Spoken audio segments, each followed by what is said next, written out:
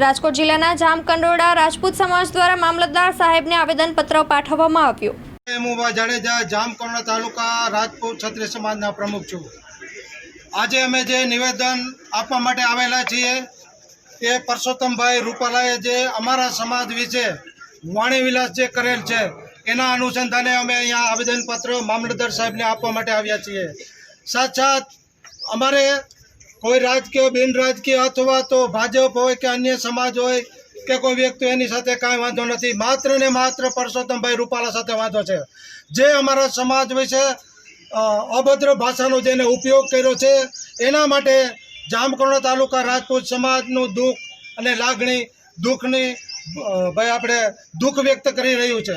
સાથ Parsottambhai રૂપાલાની ticket Rajkot seat ઉપરથી રદ કરવામાં આવે એવી અમારા જામકંડોરણા તાલુકા રાજપૂત સમાજની સતત માંગણી છે।